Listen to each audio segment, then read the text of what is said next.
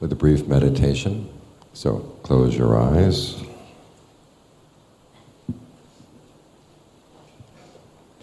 Sit in a comfortable position.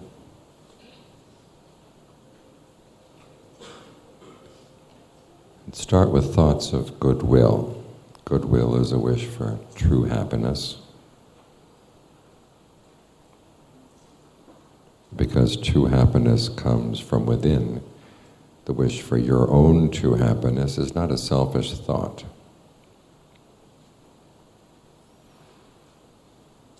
Because it doesn't conflict with anyone else's true happiness.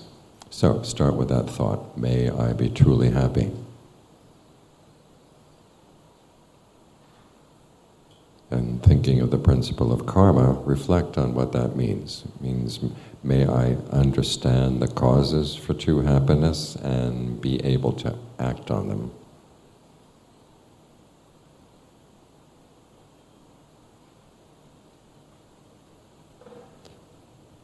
And now spread the same thought to others. Start with people who are close to your heart, your family, your very close friends. May they find true happiness too. And again, this means may they understand the causes for true happiness and be able and willing to act on them.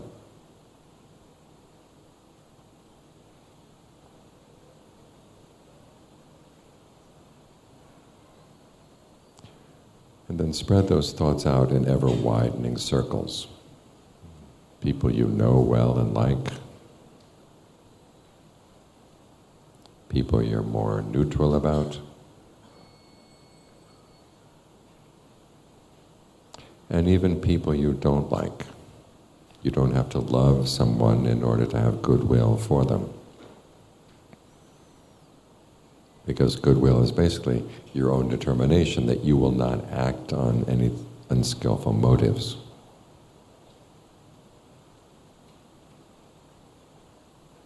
And so you especially need this thought for people you don't like,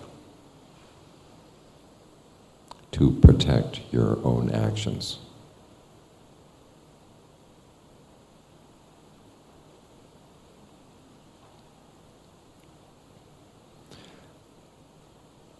And remember that the world would be a much better place if everyone could find true happiness within.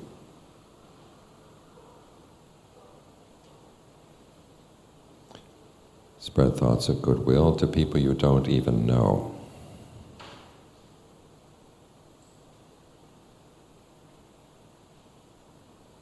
And not just people, living beings of all kinds, east, west, north, south, below and above, out to infinity.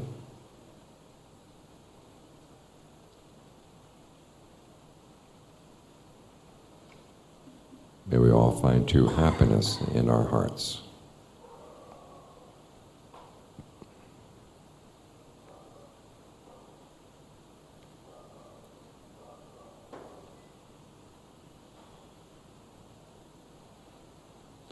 Now bring your attention to the breath. Take a couple of good long, deep in and out breaths and notice, where do you feel the sensation of breathing? We're focusing here not so much on the air coming in and out of the lungs, but more on this feeling of energy that flows through the body, that allows the air to come in and go out.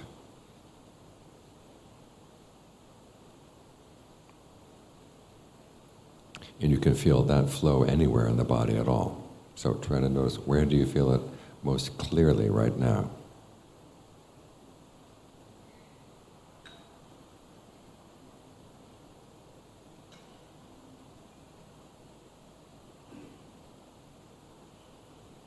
If your thoughts wander off, just drop them and come back to the sensation of breathing.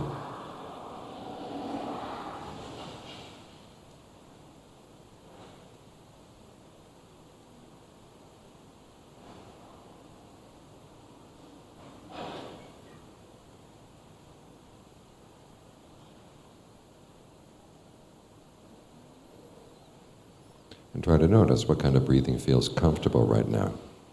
Try long breathing, short breathing, fast, slow, heavy, light, deep or more shallow.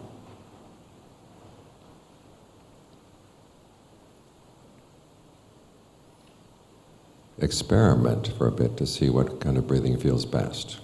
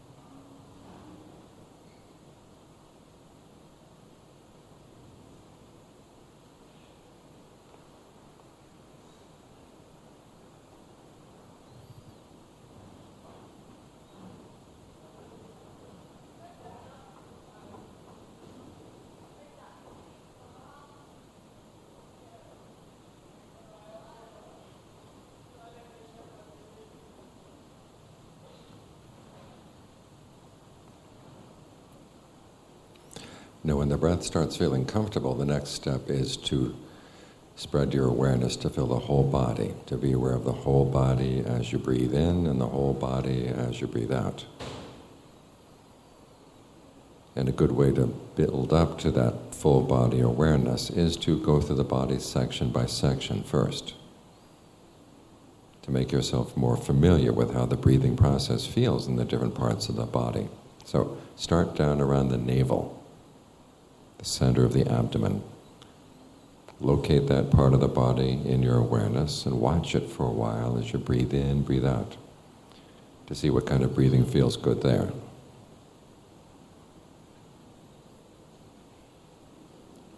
If you sense any tension or tightness in that part of the body, allow it to relax,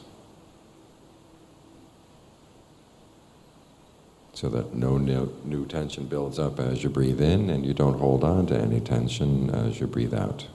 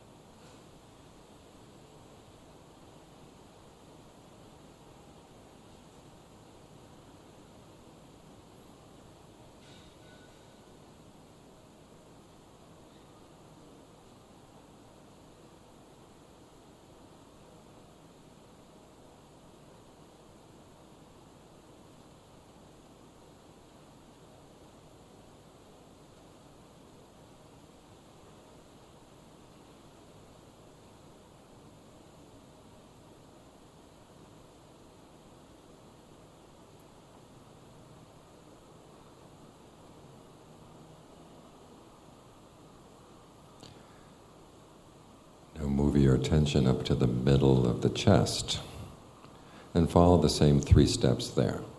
In other words, 1, locate that part of the body in your awareness.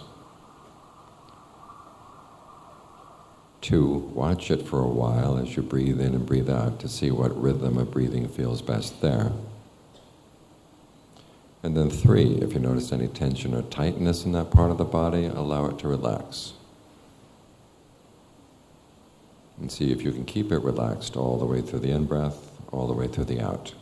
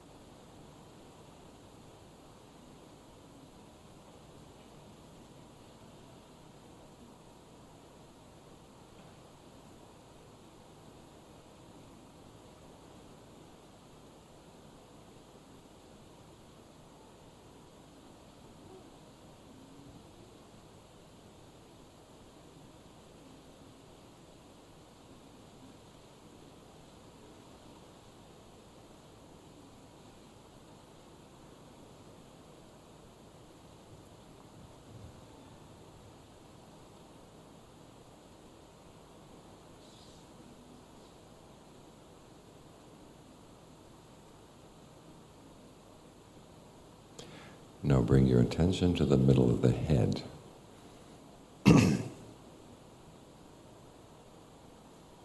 As you focus here, think of the breath energy coming in not only through the nose, but also through the eyes, the ears.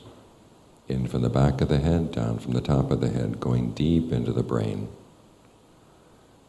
And as you breathe out, think of it radiating out from the head in all directions.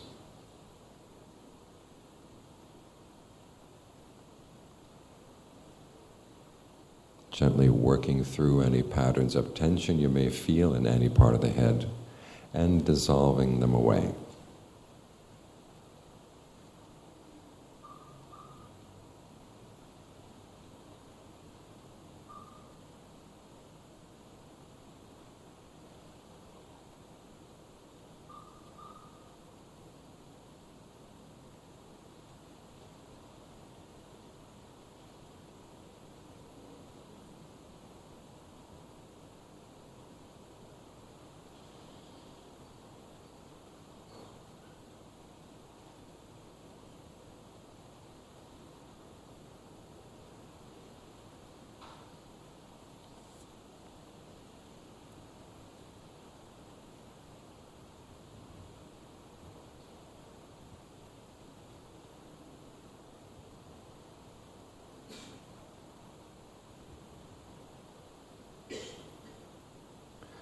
Now bring your attention to the back of the neck, right at the base of the skull.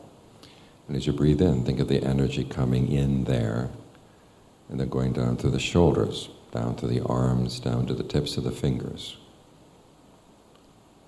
And as you breathe out, think of it radiating out from all those parts of the body into the air.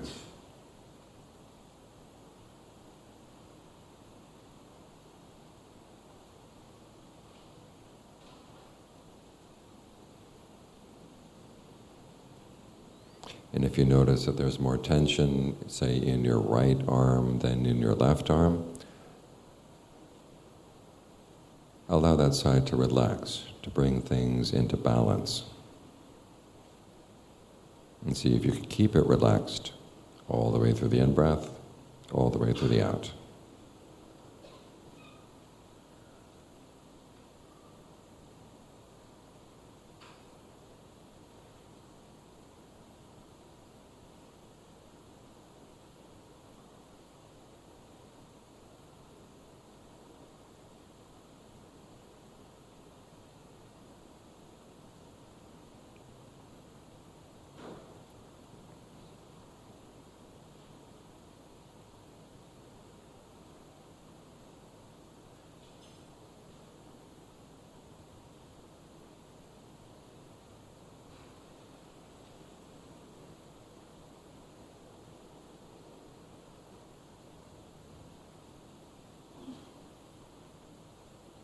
Now keeping your attention focused at the back of the neck. This time as you breathe in, think of the energy going down both sides of the spine.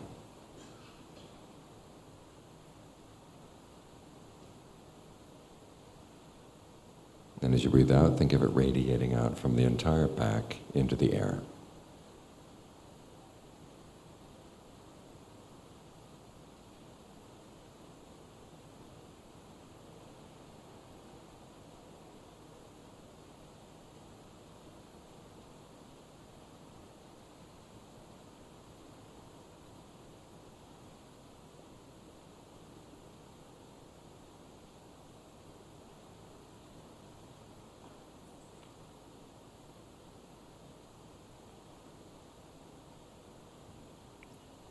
And again, if there's more tension in one side than the other, allow that side to relax. And to stay relaxed as you breathe in, as you breathe out.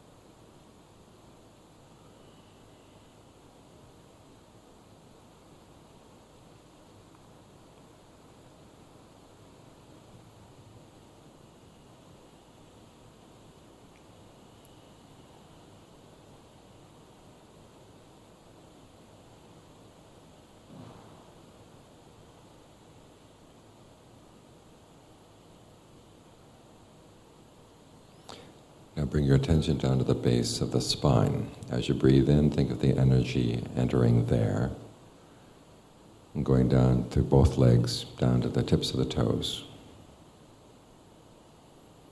And as you're breathing out, think of radiating out from all those parts of the body into the air.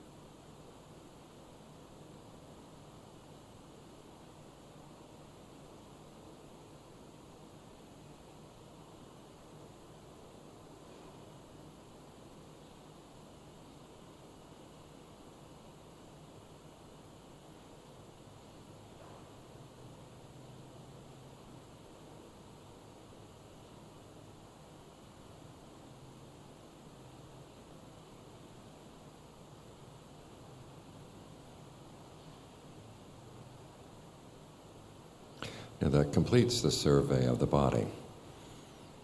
If you're meditating on your own, you can go through the body again, as many times as you like. But for right now, just choose any one spot in the body that seems most congenial to focus on. Focus your attention there, and then think of your awareness spreading out from that spot to fill the whole body.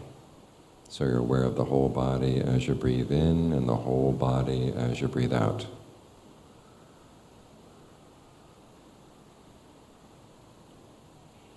Your awareness may have a tendency to shrink, so each time you breathe in, remind yourself, whole body.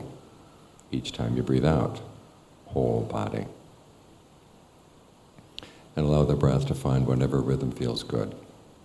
Just think of all the breath energies in the body working together.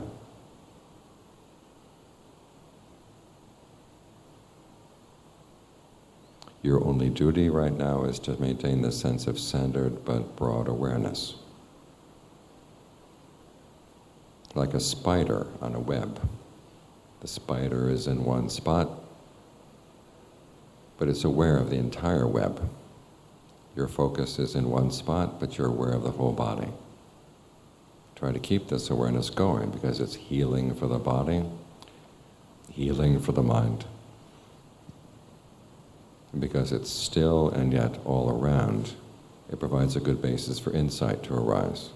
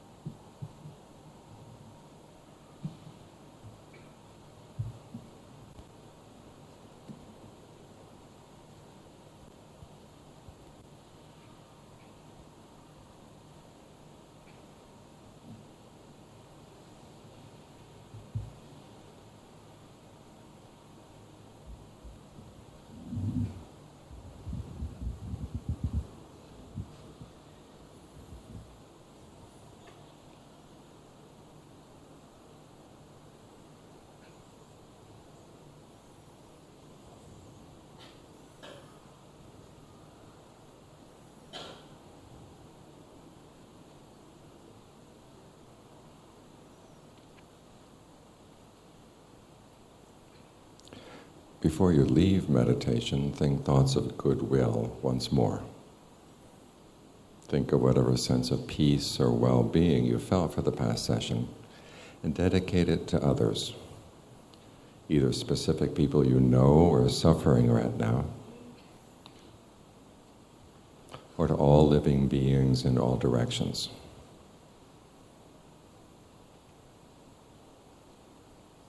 May we all find peace and well-being in our hearts.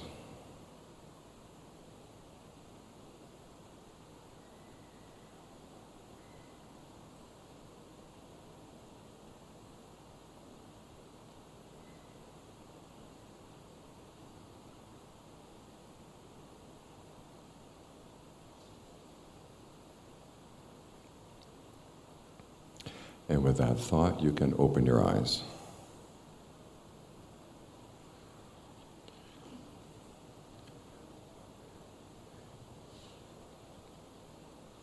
Is there any way we can turn down the bass?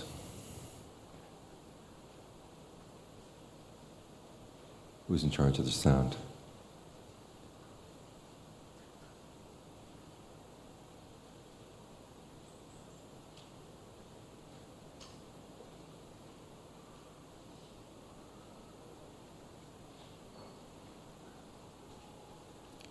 It's hard to speak clearly when there's so much reverb.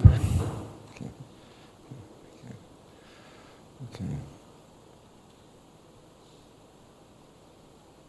Is this better? Have they done anything? Where is the sound?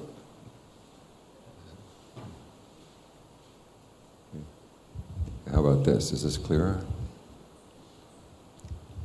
Those who can't hear, perhaps you could come. It's not a question of not hearing, it's just it's too much bass, it's too much reverb.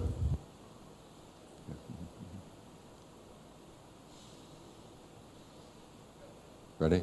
This better? Is this better? Okay. Okay. Okay. Okay. Once more? Okay. Okay. Last night we talked about the issue of how the Four Noble Truths should always be put first when you're trying to understand the Buddha's teachings. And that there's a problem, and sometimes people will put the three characteristics before the Four Noble Truths, and that can lead to a lot of misunderstandings and a lot of unskillful practice, basically. We talked about how if you just focus on the fact that things are inconstant, stressful, not self, you may decide, well, all I have to do is just accept the fact that things come and go and I'll be okay with that. And that's how you find happiness in life. And the Buddha never taught that. When he taught the Four Noble Truths, he taught that there is suffering that we can cure. And we can put an end to suffering totally through our efforts. So because the world is shaped by our desires, the Four Noble Truths give us some perspective on which desires to follow that would lead to suffering, which desires that we follow would lead to the end of suffering. And so there's an activity that's involved in training your desires. You don't just accept the fact, oh, I have desire, the desire comes, the desire goes, and I can watch it wash in and wash out like the waves in the ocean. Because you know what happens sometimes with desire, the wave washes in, and you're out. So you want to have a way of getting past the waves. The image the Buddha himself gives is crossing over a river, getting onto a bank where you're safe from the floods of the river. And so it's important to keep in mind that there are things that we have to do, things that we have to change in ourselves in order to develop the path that would lead beyond suffering entirely. Now the problem is if you put the three characteristics first, especially when it's in connection with the practice of concentration, we see the issue most clearly, because a lot of people who believe, well, things are just a matter of learning how to accept things coming and going, why bother getting into concentration? You can just practice acceptance, which they call mindfulness, which is not really what the Buddha defined as mindfulness, but sometimes you hear mindfulness explained as the ability just to accept things as they come, accept things as they go without passing judgment. And then the question is, with concentration, you're not just accepting things, you're actually putting the mind into a state of stillness, trying to maintain that stillness. There's one teacher who actually says the Buddha taught two different paths. There's the path of mindfulness, and then there's the path of concentration and effort. And this person gave preference to mindfulness because he says basically what we have to learn how to do is accept that things come and go. With concentration, you're not accepting. You're trying to make a change. Other people object to the practice of concentration on the grounds that if you stick with one object, you're attached to that one object. And so to practice non-attachment, you let the mind wander as it will. There's another criticism that says when you practice concentration, it requires effort. It requires that you plan ahead of time, looking for the results you want to get from your actions. That requires a sense of self. And therefore, we're trying to get rid of our sense of self, so we shouldn't practice concentration. That's the reasoning that these people give. Now, this flies in the face of the fact that when the Buddha taught mindfulness and concentration, he taught them as a single practice. And he also taught that concentration is actually necessary for the practice. And he said it's the heart of the path, and all the other factors of the path, including right mindfulness, are there to support concentration. This is for two reasons you need concentration. One is that concentration is good food for the mind. The mind has this tendency to feed on things. And as the Buddha said, even though you may understand that sensuality has its drawbacks, if you don't have a higher level of pleasure, you're going to go back and feed on sensuality. It's like the coyotes that we have at the monastery in America. We have an avocado grove. And when they're avocados, the coyotes feed on the avocados, and they get nice and sleek. Their fur gets really nice. And then when the avocados are gone, then you find that if you look at their scat, they feed on anything. I've seen coyote scat where they actually ate rope, and the rope went through them and came out. Because in other words, when the mind is hungry, it will feed on anything. And it's the same with the human mind. If you don't give it something better than sensuality to feed on, it's always going to go back. So one of the purposes of concentration is to give good food for the mind, a sense of pleasure, a sense of well-being that comes when you can get the mind to settle down. And you don't need to think about pleasant sights or nice sounds or pleasant smells, taste, tactile sensations. You've got something better inside. The second reason why you need concentration is it's like a laboratory for understanding your own mind. When that person said that you need a sense of self in order to practice concentration, it's right. You indeed need a sense of self that I'm going to be able to do this. This is something I want to do. I'm capable of doing this. You're actually creating a state of becoming. We talked about becoming last night. It's when you take on an identity in a particular world of experience based on a desire. Like if you have a desire for Szechuan noodles tonight, okay, there's going to be a certain you that wants those noodles, who's going to benefit from the noodles, or at least likes the taste of the noodles. And there's also the you that knows how to buy them, where to get them. And the part of the world that's relevant to, where's the nearest Szechuan noodle store? Okay, that's part of the world right now that's relevant to that. And other aspects of the world, what's going on in politics, what's going on in the weather, that's not relevant. Okay, that's your state of becoming right now. And as the Buddha said, we suffer from the ways we want to become, but the solution to the problem of becoming is not to try to not become anything at all. It's trying to become skillful in our state of becoming. And concentration is one of the most skillful ways of doing this. Because once the mind gets settled down, you actually see the process. This is how becoming happens in the mind. Both as distractions come up, you see the distraction arise, you say, oh, this is how I take on an identity in that distraction. And at a deeper level, you also understand how you take on a sense of becoming as you become a meditator. You inhabiting the whole body. The whole body is your world. You're the person who's focused in one spot, trying to get the state of concentration. This is a kind of becoming. And because it's still and because it's clear, it's a becoming that you can understand. And by understanding it, then you can eventually get beyond becoming. But you need to do this first. As Ajahn Lee said, it's like trying to learn about eggs. You learn about eggs by getting chickens and you eat some of the eggs, you need some of the eggs in order to feed, right? In order to have the strength, in order to continue studying the eggs. So you develop the state of concentration, and it's something that you feed on as you try to learn how to understand it as well. So it is a level of becoming that you want to develop. So in this case, this is something that you actually need to do in order to get beyond it, in order to get beyond the process of becoming. So you don't just say, well, I'll just let go before I have a state of concentration and say, I'm not going to be attached to anything. You need this attachment. You need this sense of self. And the Forest Ajahns talk about this quite a lot. Ajahn Lee says most people, if they don't have a sense of concentration, they say, well, I'll just give up on concentration. He says, it's like a poor person saying, I'm going to give up on my BMW. You don't have a BMW to begin with. You work to get the BMW, and then you don't need to hold on to the BMW. It's there to use when you need it, and then you can put it aside when you don't need it. In the same way, the Buddha developed concentration, the Buddha developed discernment.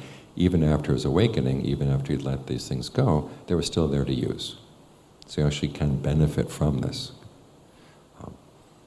Ajahn Mahabua talks about how when we're practicing, we need to hold on. It's like climbing a ladder. You're climbing a ladder to the roof of the house, you hold on to one rung, then you hold on to the next one, and only when you're holding on to this one do you let go of the first one, so you go higher. So there's going to be attachment. You go from one attachment to a higher and higher, higher attachment. If you say, hey, I let go of everything, you fall back. So you need to hold on step by step by step until you get to the top of the roof. Then you can let go totally.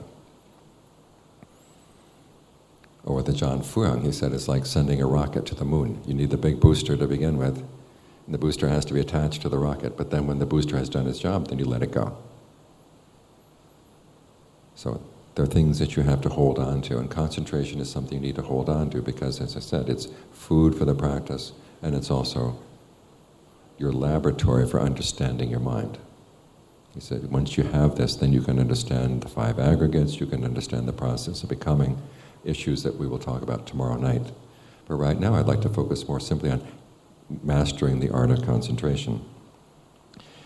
The issue about the distinction between putting the 4 Noble Truths first or putting the 3 characteristics first becomes very clear when you look at 4 qualities that the Buddha said you need to develop in order to have concentration.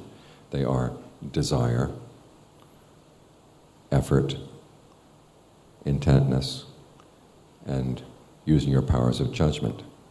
Now, a lot of times when people teach mindfulness, they say desire is a bad thing, effort is a bad thing, using your powers of judgment is a bad thing. So you've got three out of the 4 get thrown away. But these, that the Buddha said, are the basis for success. If you want to succeed at your meditation, you have to develop these 4 qualities. Desire to do the meditation, the effort that goes into developing the qualities of meditation and abandoning the hindrances that get in the way. The intentness, in which you're really focused on doing this, you're giving it your full attention. And then finally, using your powers of judgment as to what is working and what is not working, and what you might do in order to correct for a problem. You need all 4 of these qualities in your concentration. Now, you need to have them in a balanced way. Let's go through them one by one. The first one is desire. Okay. Desire gets a bad rap in Buddhist circles, but it's actually important. As the Buddha said, everything starts with desire. So if you want concentration, you have to start with the desire. I want the mind to settle down. Now, if you focus simply on how much you want the mind to settle down, you're misusing your desire. The desire has to focus on the causes. For example, if you're driving to a mountain, if you sit there driving and just watch the mountain, what's going to happen? You run into somebody, you drive off the road. You have to say, okay, here's the road, there's the mountain, I'm going to focus on the road. And step by step by step. And every now and then you look up to make sure the mountain is not back there. Okay. You keep yourself focused on the causes that will lead to the results. This is the right use of desire. So when you're sitting down to concentration, you don't think about, I want the 4th jhana in 5 minutes. You think about, I want to stay with the breath. I want to stay with this breath. I want to stay with this breath. Keep things going. You focus on it step by step by step. Keep the desire going. And that's how you get to the mountain.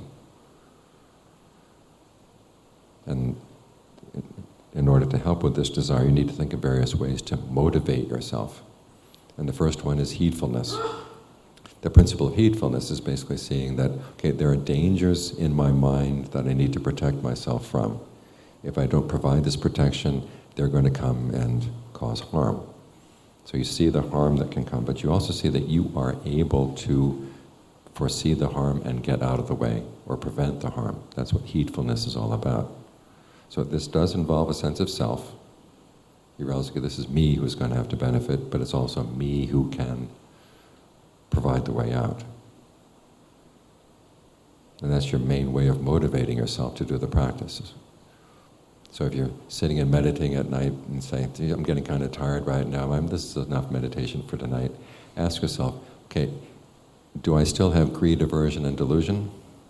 Yeah? Okay, I need to meditate more. And when can greed, aversion, and delusion happen? Do they happen only when you're meditating? No, they can happen any time at all. So you need to prepare yourself in order to get beyond these dangers. Another way of motivating yourself is a sense of compassion. Okay, I will benefit from this. Do I love myself? Okay, if I love myself, I want to practice. Do I love the people around me? Yes. Okay, do I want my greed, aversion, and delusion to go wandering around and biting everybody else around me? No. So I show compassion for them by getting my mind more trained. So that's a way of motivating yourself just to stick with the practice. Another way of motivating yourself that the Buddha gives is having a sense of shame. You're sitting there and your mind is wandering all over the place. And you remind yourself, there are people in the world who can read minds. What if they were reading my mind right now? And you say, well, I hope that the people reading minds have compassion and some understanding. But still, they would say, this person, I don't know about this person. Okay, you say, okay, I want to have a good mind for them to read. So that's one way of using a sense of shame. Another way is if simply, here's your opportunity to practice the Dharma, and you're sitting there and you're thinking about, tomorrow's whatever. And wouldn't you be ashamed of the fact that here you had this opportunity and then you threw it away? So use that thought in order to motivate yourself. There's also a sense of pride. When the Buddha is talking about shame, he's not talking about the shame that's the opposite of pride. He's talking about the shame that's the opposite of shamelessness. His sense of shame also goes with a sense of pride. Okay. This is a technique I want to master. This is a skill I want to master. Once you develop some level of skill, you don't want it to fall back. You want to take pride in your workmanship. You want to take pride in your skill. So that when you're in a difficult situation, you don't say, today there's too much noise from the neighborhood. These crazy people next door, they're always making noise during the Dharma talk. It's like, okay, I want to show them I can still keep my mind concentrated even when they're making noise. So it's a sense of pride. So these are the various ways that you can motivate yourself to have the desire in order to work on the meditation, to work on concentration. So that's the first basis for success. The second basis for success is effort, persistence. You just keep at it again and again and again, trying to develop your theme of meditation and also trying to get rid of any hindrances that come up. You may have heard of the hindrances. These are the things that get in the way of concentration. There are 5 major categories. There's sensual desire, there's ill will. Ill will here means basically wanting to see somebody suffer. There's sleepiness and drowsiness, restlessness and anxiety, and then uncertainty or doubt. These are the 5 things that get in the way of concentration. And so when they come up in the mind, as the Buddha says in the mindfulness and sutta about mindfulness, he says you want to figure out when they come, you want to know that they're there, and when you want to recognize them as a hindrance. And then realize, okay, these are things that you want to get past, these are things you want to abandon.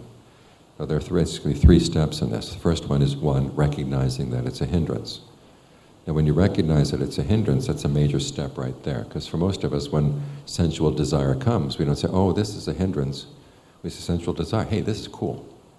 Let's go with it. So the first thing you've got to do is recognize, okay, this is a hindrance. And this is something I've got to abandon. And then you think of the various ways that the Buddha recommends that you abandon that hindrance. There are 5 techniques altogether. The first one is simply recognizing, I don't want to be here, change the topic of your mind. You can go back to your breath. You say, whoops, I've slipped off, you come right back. That's one. The second one, you keep coming back, even though you don't recognize this as a hindrance, but you still like it. So then you have to look at the drawbacks. You know, if I thought this thought for 24 hours, where would it lead me? Okay? Not in a good direction. So why am I giving it even a little bit of time?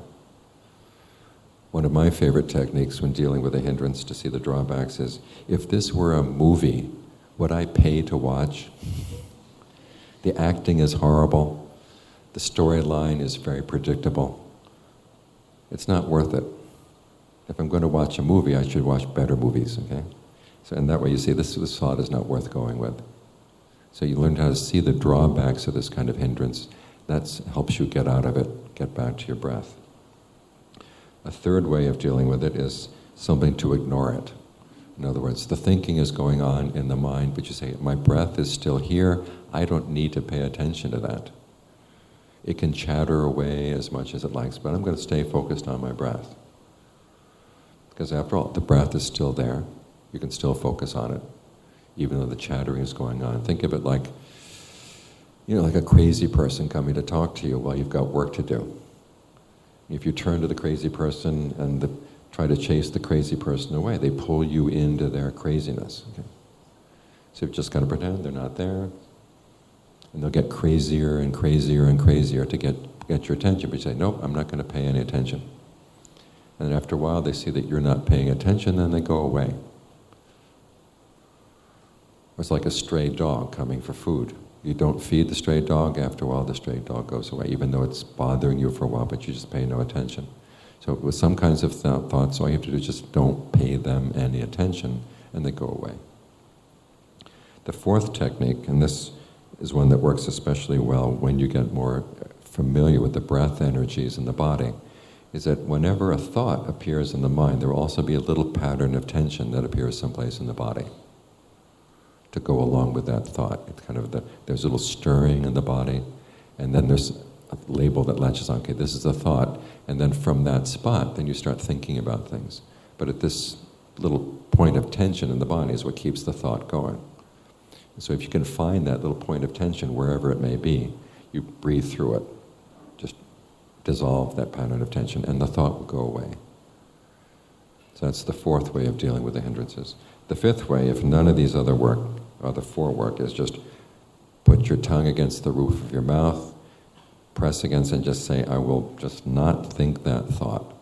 This is where you can use your meditation word really fast, like butto, butto, butto, really, really rapid fire, just to not give the mind any space to think about that other thought. Now, this last technique involves the least amount of discernment, but sometimes it's necessary. If you compare these different techniques to different tools, it's like a sledgehammer. You bang the thought, okay? And it may knock out for a little while, and you may want to come back, but at least you're given some space to the mind. So don't be afraid to use this one when you find that the other techniques don't work. So there are ways that you can deal with these different hindrances as they come into the mind. And if you keep at this, you get more and more skillful in learning how to read. This is this particular kind of hindrance, it requires this kind of technique. And then you become more and more in control of the mind. As the Buddha said, when you master these 5 techniques, then you can think any thought you want, and you don't have to think the thoughts you don't want to think. This is one of the important aspects of concentration. Mastering your concentration is that the kind of thoughts that would come into the mind and they just keep driving you crazy, you realize, I don't have to think those thoughts anymore. I can be in control of my thoughts. My thoughts don't have to be in control of me. So this is one of the benefits of developing this, what the Buddha calls this basis for success, which is putting in effort, having persistence as you stick with the practice. The third one is being intent. In other words, giving full attention to what you're doing. Meditation is not a ritual, you don't just go through the motions. You really pay careful attention. When I do this, these are the results. When I do that, these are the results. You want to know clearly. You want to be observant. So that when you begin to notice, if I'm getting the results I want, I stick with it. If I'm not getting the results I want to do something else. The Buddha compares this to being a cook working for someone else. You learn how to notice, what kind of food does this person like? Does the person like salty food? Does the person like sour food? Okay, if they like sour food, I can provide more sour food. If the person's getting sick and tired of sour food, okay, something else. You have to pay careful attention. Because as the Buddha said, sometimes your master will not tell you what kind of food he likes. The master expects you to notice. So you have to pay careful attention, because the mind doesn't always tell you right up front, I want this, I want that. It just wanders off. So you have to pay careful attention. And this is what intentness is all about. And you pair this with the last of the qualities, which is using your powers of judgment, using your powers of discernment. If something is not working, you try to figure out why is it not working, and you try to use your ingenuity to figure out, well, what else might work. When I was staying with Ajahn Fuang, these were the two qualities that he emphasized most in the practice, is paying attention, being observant, and then using your ingenuity. If this kind of breathing doesn't work, what other kind of breathing might work? Or maybe tonight the mind just doesn't want to be with the breath. What other topic can I give it that it'll be more likely to settle down with? In this case, then you start trying to analyze. Okay, what's the problem in the mind right now? Is the problem lust? Is the problem anger? Is the problem a storyline that came in from today? One way of dealing with storylines is that practice we did at the very beginning, is just think goodwill for all beings. Think about the Buddha on the night of his awakening. You had those three knowledges. The first knowledge is with the knowledge of his previous lifetimes. If you think you're bringing stories into your meditation, think about that, remembering lifetimes going back thousands and thousands of eons. The Buddha had lots of stories that night. And if he wasn't careful, he could have gotten stuck in one of those stories. And here you only have one story. Okay, the Buddha was able to let go of all those stories. And how did he do that? Because the second knowledge is when he thought of all beings in the world dying and then being reborn in line with their actions. So when you find that there's a storyline that's eating away at your mind, just try to think of all beings in all directions and all their stories, and how small your story seems in comparison. That helps to pull you out of that storyline and you get back to the concentration. But again, if the issue is lust, you can contemplate the body. If the issue is anger, you can try to develop goodwill. Use your ingenuity in getting the mind to settle down. This is a basic principle in any skill. You start out by learning the basic steps from the teacher, but then you have to use your ingenuity in order to make it better, in order to develop a skill of your own. It's like weaving a basket. The teacher will teach you, okay, this is how you weave things in and out, and then you try weaving and your basket looks awful. You say, okay, what's wrong? What did I do wrong? Is the shape wrong? Is the weave wrong? What should I change? And so you learn from your actions. You learn from the things that you do, and this is how you develop skill. And you do it by developing these 4 bases of success. You want to do well, you put in effort, you pay careful attention to what you're doing, and then you use your ingenuity to figure out how to make things better. These are all qualities that you need to develop as you practice concentration. Now the Buddha said that these 4 qualities also go together with another list of qualities that he calls the fabrications of exertion, which is a technical term. Fabrication here is the word sankhara, and it doesn't mean lies. When you fabricate a lie, it simply means the way you put your experience together. And the Buddha says there are 3 types of fabrication that we use as we get the mind into concentration. The first is bodily fabrication, which is your breath. The second is verbal fabrication. What the technical term here is directed thought and evaluation. It basically means the way you talk to yourself about what's going on.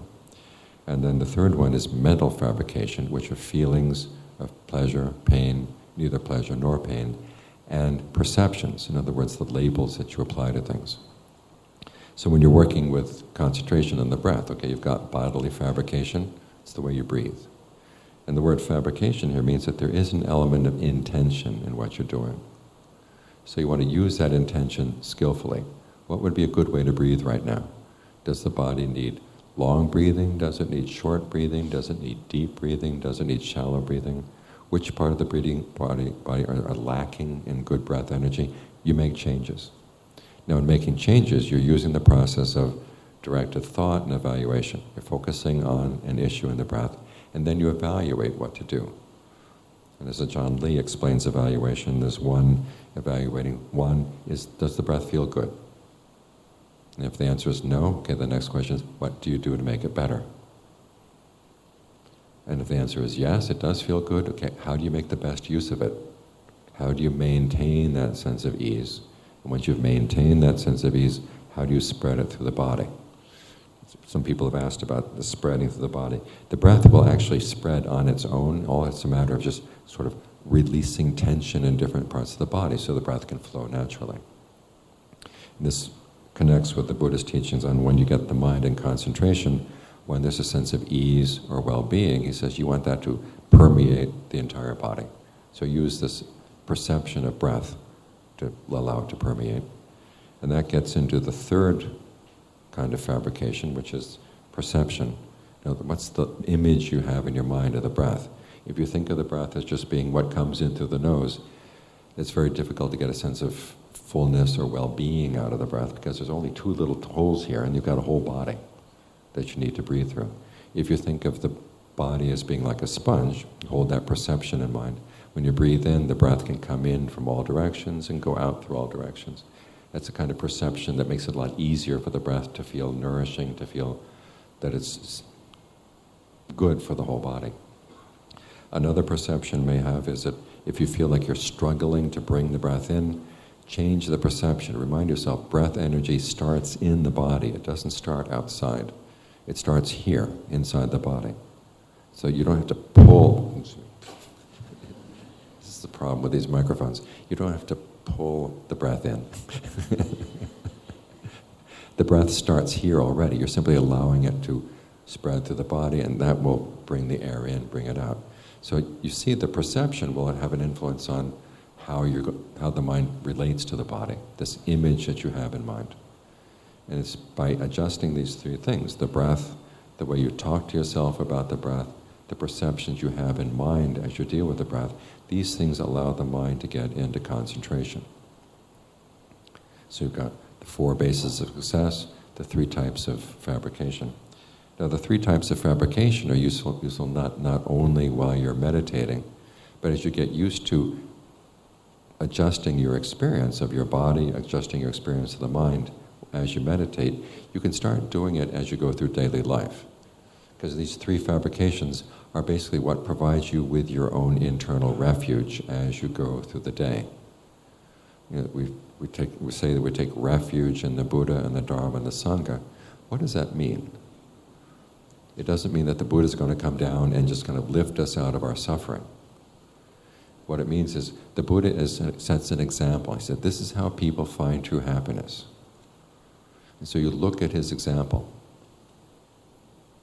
He was a person of compassion, he was a person of wisdom, he was a person of purity in his action. Okay, how can we develop those qualities in ourselves? When you think of that, because that's when you take the Buddha as your refuge. Now, as he said, wisdom begins with that question I mentioned yesterday, which is what, when I do it, will lead to my long-term welfare and happiness. Okay, you follow that through. That's how the Buddha developed wisdom, was following that question.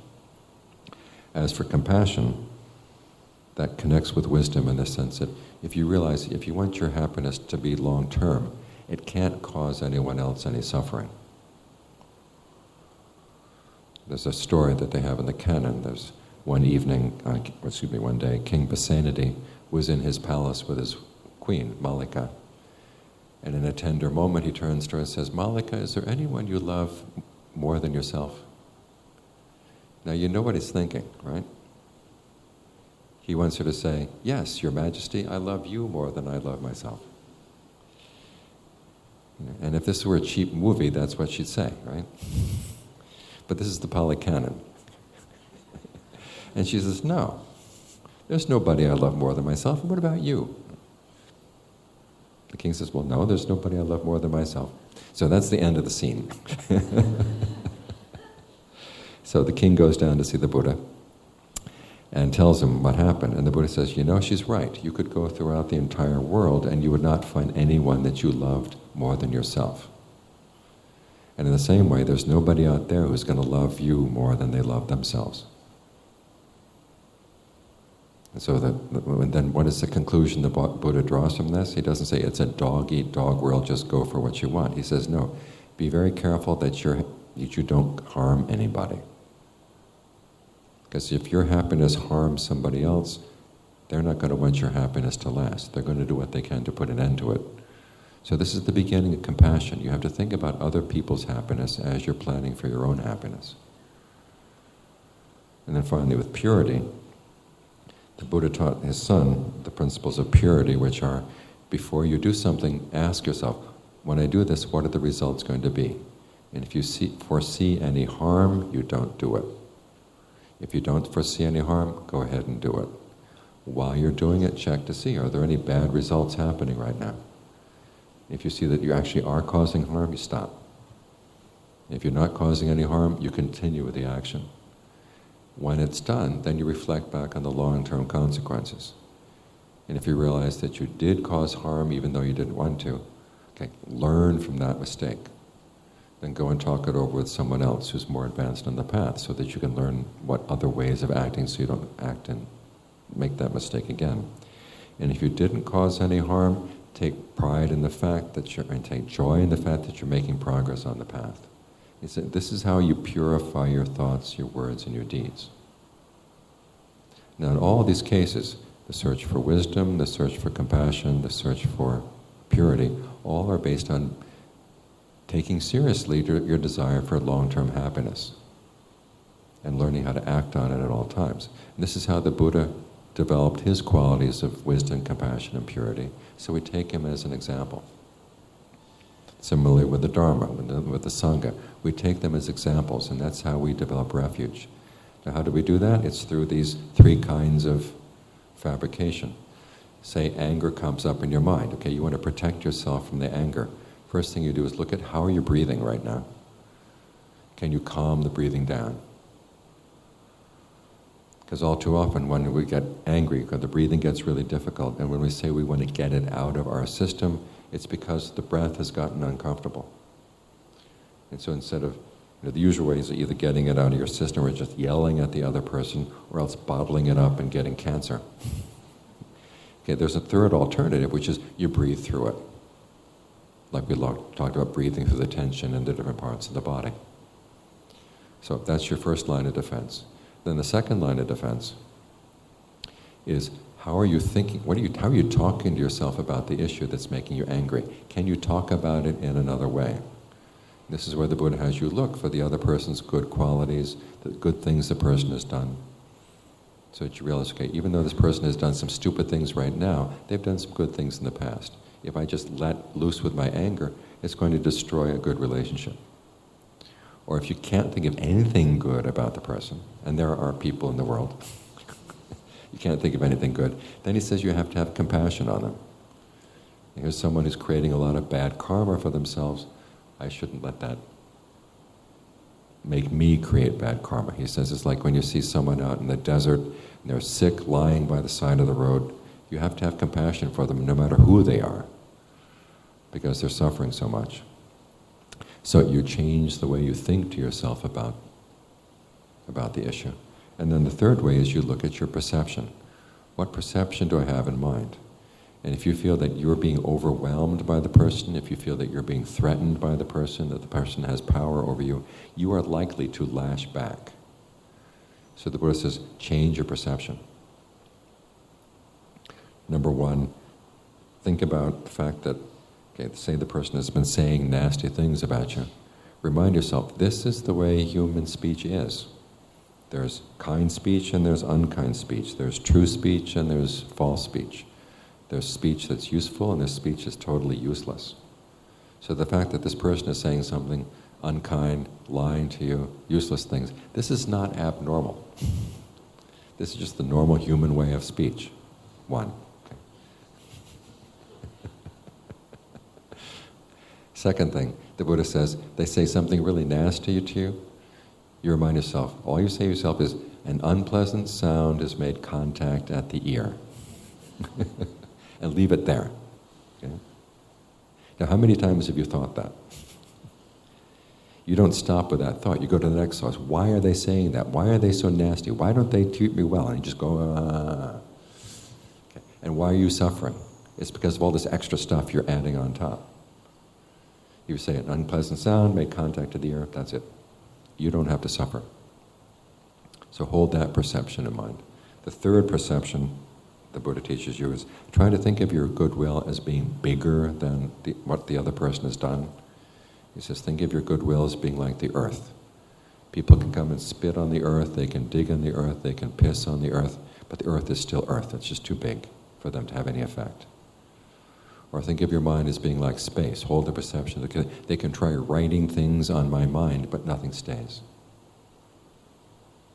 And if you hold these perceptions in mind, it's a lot easier to deal with difficult situations and not be overcome by anger and not be suffering from the anger.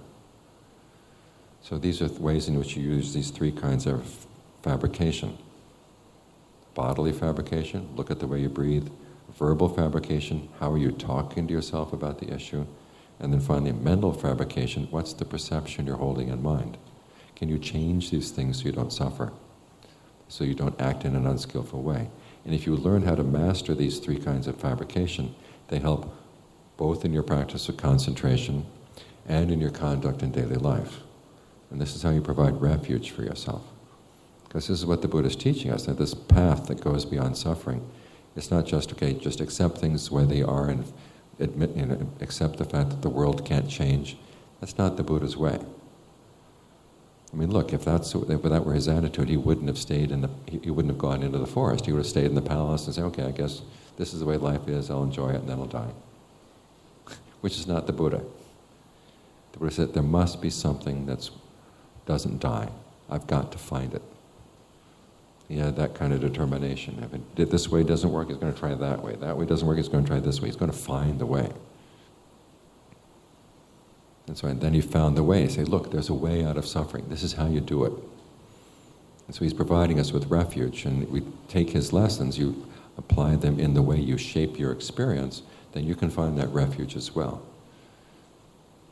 And the practice of concentration is a very important way of doing this. You learn how to gain control over your mind, control over these kinds of fabrication, making use of the four qualities we mentioned: desire, effort, intent, and using your powers of discernment, your powers of judgment, your powers of ingenuity, using the full faculties of your mind. In this way, you can find the refuge that the Buddha found. The refuge that's promised by that third noble truth. So, those are my thoughts for the evening.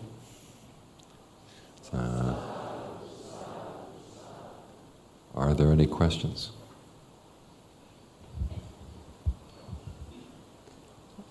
I believe some people have left notes, or some people have written questions at the back, if I'm not wrong. Can we just check and see? In that basket there. Yeah.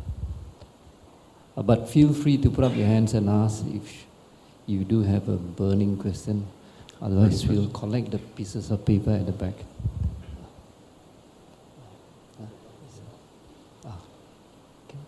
Are there any questions before the papers come up? Yes.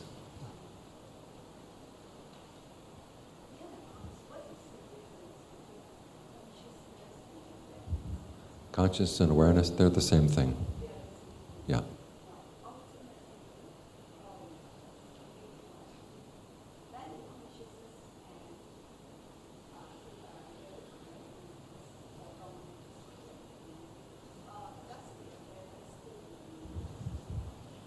Okay, there's two kinds of consciousness. There's the consciousness in the five aggregates, and then there's the consciousness of awakening. And they're two different things. The consciousness in the five aggregates depends on causes, whereas the consciousness of awakening doesn't depend on any causes.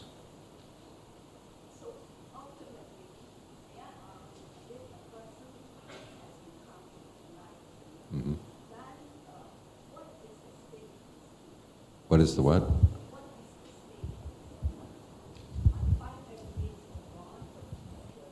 Mm-hmm. Okay. There's, as the Buddha said, there's a dimension that lies outside of the five aggregates. And that dimension is the dimension of awakening. Now, it doesn't exist in space and it doesn't exist in time. It's something outside of space, outside of time, outside of conditions. It's outside of space, outside of time, outside of conditions. That's the state. He calls it a dimension. The Pali word is ayatana, which can mean dimension.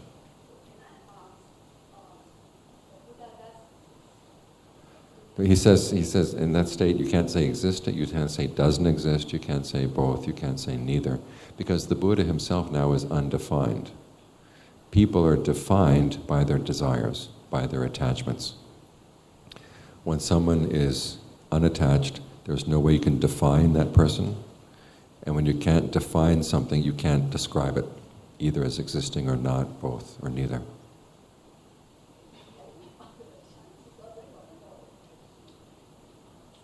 Okay.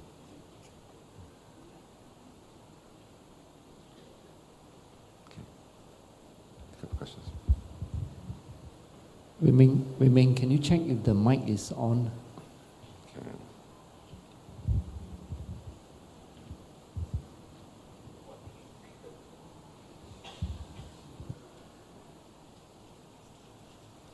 Okay. First question, can you elaborate a bit more about directed thought and evaluation? To me, evaluation seems to be implying personal evaluation instead of the way things are. Please advise. Okay, basically, when you're trying to get the mind in concentration, you're trying to give the mind a place where it likes to be. Because if you're trying to make something, you stay with the breath, and you don't like the breath, it's not going to stay. So you have to give yourself something you like. And so in this case, you evaluate, do I like this? It is a kind of personal evaluation. And you're evaluating, could it be made better? What would I do to make it something that I like? So there is a personal element in this. And sometimes you think that, okay, I just have to accept the things the way they are. The Buddha never said that. You learned how to accept the way things are, but one of the things you accept is I can change certain things, so I should change the things that I can change to make better. I'm not totally powerless. Okay, you have to accept the fact you do have some power, and you want to make good use of that power. So yes, there is a personal element there.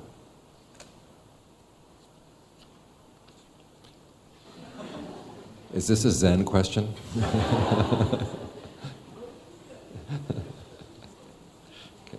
Okay.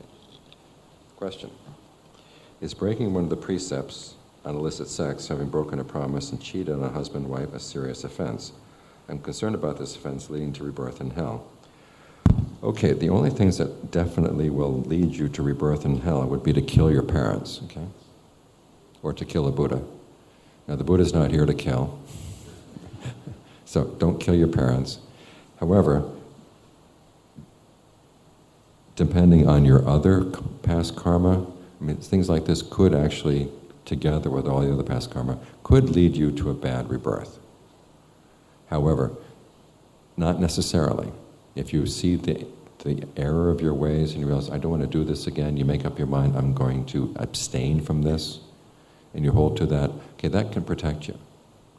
So you don't have to fall. So it doesn't mean that once it's happened, you're doomed. There are ways that you can change your actions, there are ways you can change your attitudes and realize, okay, that was a mistake, I don't want to repeat that mistake ever again. Then you don't have to be afraid that it's going to lead to hell. Okay. I feel unstressed when I lie down. In the lying down posture, it is very nice to do breathing meditation. Sometimes I do fall asleep, but when I wake up refreshed, I'm refreshed. I will do the meditation again in that lying posture. Is it recommended? Am I lazy? Okay. The lying posture is one of the legitimate ways of meditating. But as you notice, one of the main problems is you fall asleep, which is not meditating. Okay. One way to prevent that is you lie on one side and you have one foot on top of the other foot, and make sure that it doesn't move. And just that much amount of attention can help keep you awake.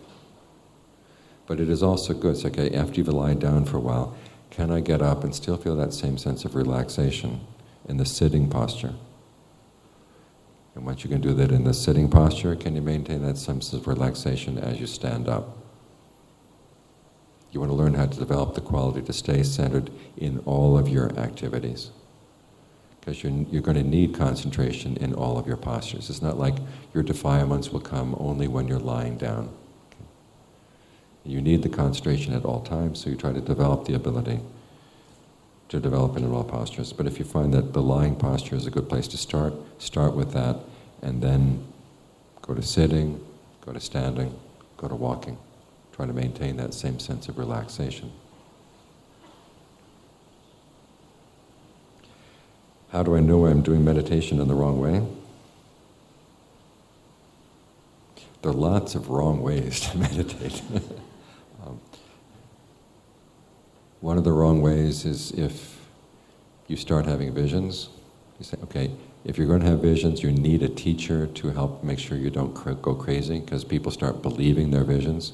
So if a vision comes, just breathe very deep into your heart 3 times and it'll go away. We're not here for the purpose of visions. If you find that your mind feels more scattered after you meditate, okay, that's wrong. If you start making assumptions that I'm a stream enterer, I'm a once returner, that's again, check with the teacher on that one and find a teacher you trust. But if you find, okay, I have more control over my thoughts, I can think the thoughts I want to think, and if something comes up that I know is unskillful, I can say, no, okay, you're meditating right. That's the right sign of progress in meditation.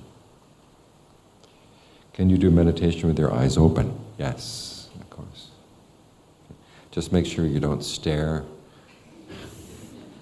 say at a flame or something. I know someone who actually went blind staring at a candle flame, trying to do Kasina meditation. Okay? You're not trying to put yourself into a trance. If you're going to meditate with your eyes open, try to keep your focus soft and not boring into it. Okay? How do you do walking meditation? Okay, you do walking meditation first by doing sitting meditation, and then you get up and you try to maintain the same attention to the breath that you had while you were sitting. Now, a good walking path is something that's at least 20 paces long. If it's shorter than that, you get dizzy. And you want to walk at a fairly normal rate, because what you're trying to do is learn how to bring your concentration into the different activities of your life. And so if you do very slow walking, you can do that only in a very safe place. Okay? You try crossing the street that way.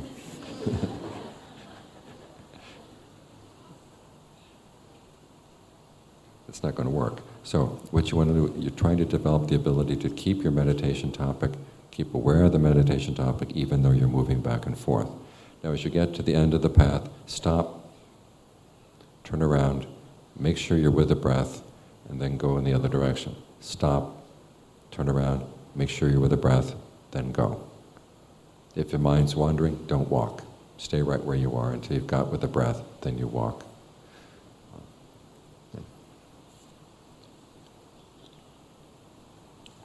When I meditate, I like to breathe into my head or my brain. When the energy feels full, the breath seems less obvious, and the mind seems locked with less thoughts. Then I give up on focusing on the breath and instead just aware of the awareness. Am I on the right track? Okay, what you're aware of is not so much, at this point, it's not the in and out breath. You're aware of just the breath energy or the quality of the breath energy there in the head.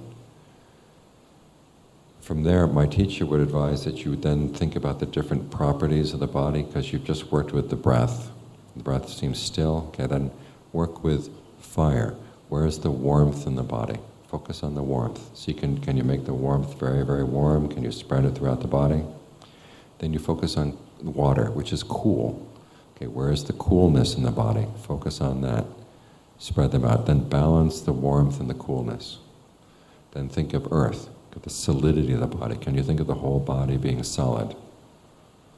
If it feels too solid, think of space. Remember that space is not only around you, but it also permeates through the atoms of the body, so there's space everywhere. Okay. Once you've gone through those different elements, then you go to awareness. What's aware of these things? By that time, then you can stay steadily with the awareness and not just keep floating around. If you go to awareness too quickly, the awareness tends to float. So work with those elements first to make sure you're really solid. Then you focus on awareness. Questions?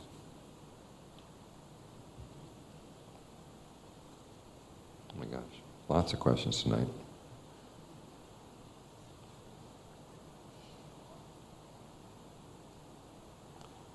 My mother is sick. We asked a medium, and the medium says there's a spirit following her.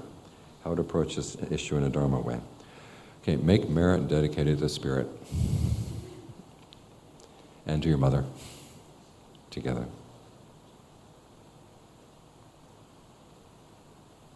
Okay, that's the Dharma way.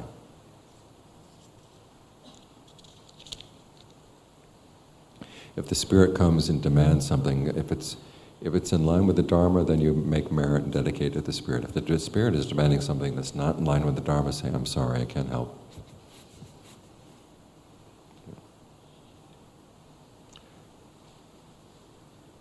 I'm asking this question on behalf of my friend who's not able to make it for tonight. Thank you. The question is as follows. I get bad head tension whenever I meditate. I can feel it even when I'm doing my daily routine. There's a way to better deal with it so that it doesn't affect too much doing meditation. Try to focus lower in the body. Don't focus up in the head.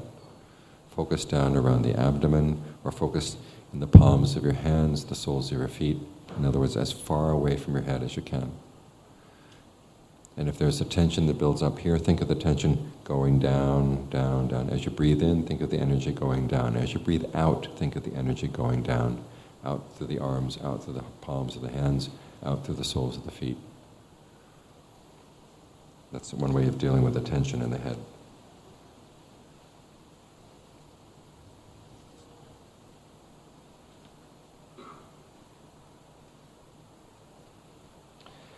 There's a movement to revive the Bhikkhuni Sangha. Some say the Bhikkhuni line is not broken because it is in Sri Lanka and Taiwan.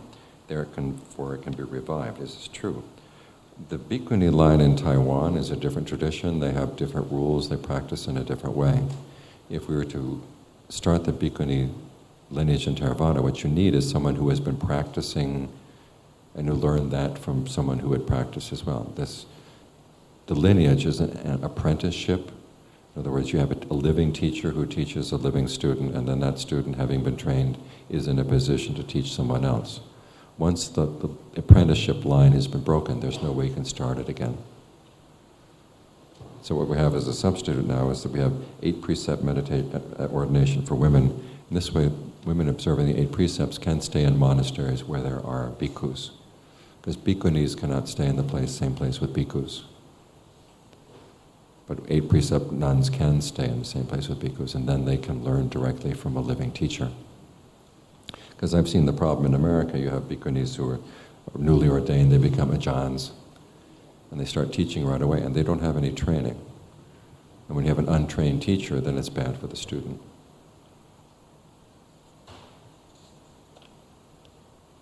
I understand meditating on 32 parts of the body can lead to dispassion. Can it also lead to the jhanas? Okay, when you're meditating for the sake of concentration, you can just focus on one part of the body and just visualize that one part of the body, and then think about where is that organ in my body right now. You focus on that sensation in the body. So for instance, your liver. Okay, you've got the liver right here, or you've got the skin. The skin is all around the body. You think about the skin being all around the body, that way the mind can get into jhana, because it's full body awareness.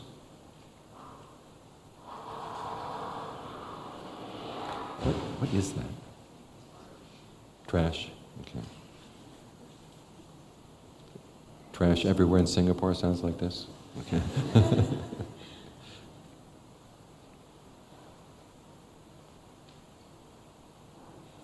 I read in the suttas that the Buddha spread metta to all directions only after he emerged from the jhanas.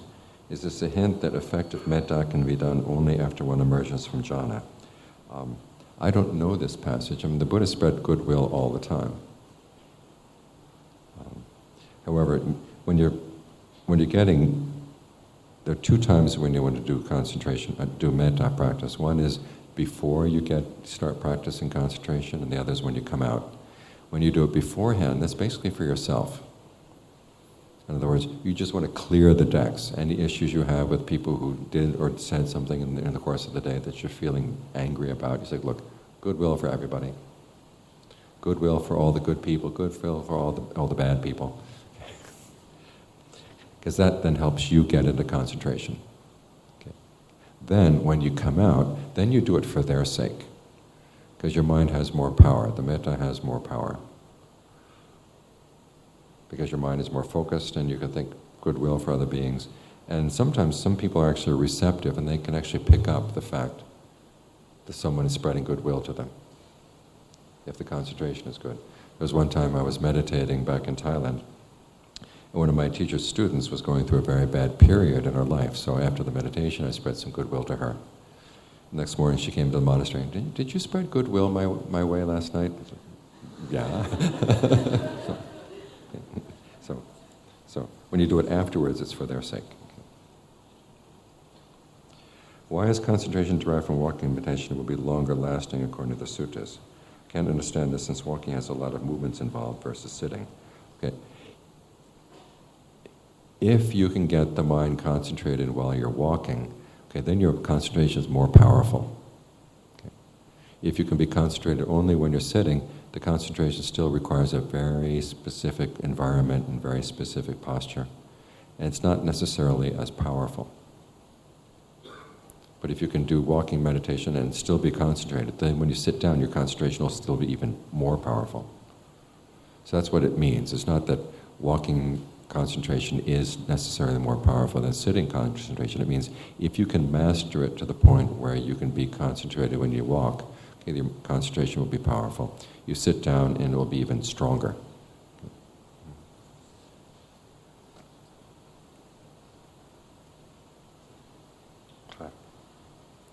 Would you mind sharing us with your early days how you trained, practiced yourself to have mindfulness all the time? Do you set any timetable? If yes, kindly share it with us. Okay. Try to divide the day into manageable parts. Like for a monk, you say, okay, you have your alms round, then you have your meal, then you have the time when you do walking meditation, then you have the time when you do sitting meditation. And you say, okay, I want to be mindful from now until the end of this period. Now, you may have to divide things up into short periods of time, like 10 minutes. For the next 10 minutes, I want to be mindful. For the next 15 minutes, and then keep the periods growing so they get longer and longer and longer. That way the mindfulness becomes more constant.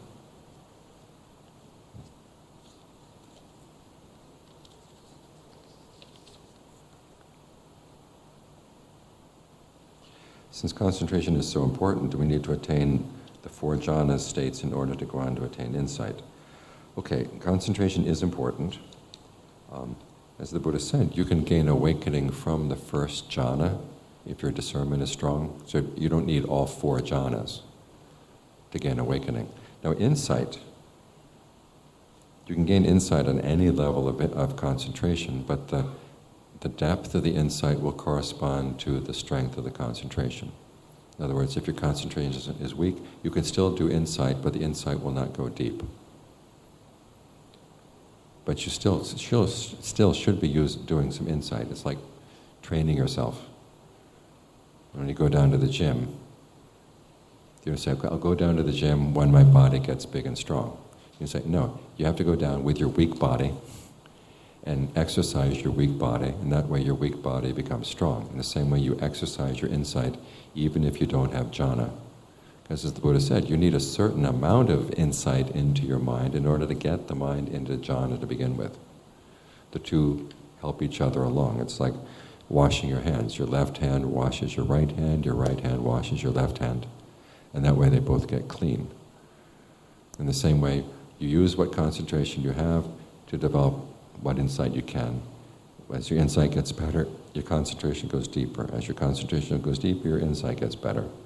In this way, they help each other along.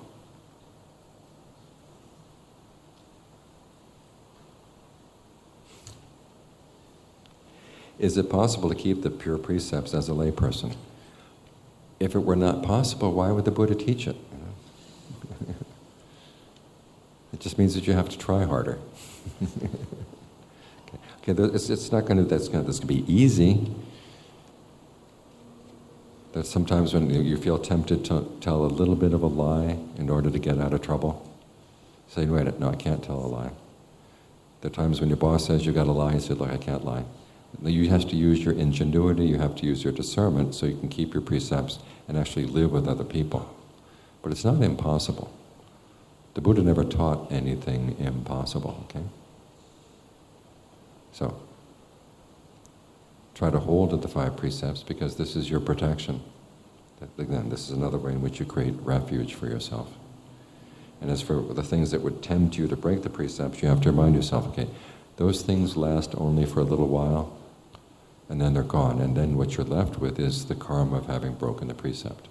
So, hold to your precepts. The Buddha calls the precepts wealth, noble wealth, which is much more important than the wealth of the world. Last questions.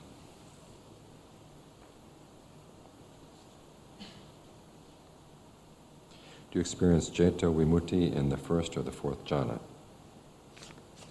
Okay. The word Jeta Vimutti means basically the release from your hindrances, and it's a temporary release. You can experience that in any of the jhanas. Any form of right concentration counts as Jeta Vimutti. Okay, that's all for tonight. Thank you for your questions.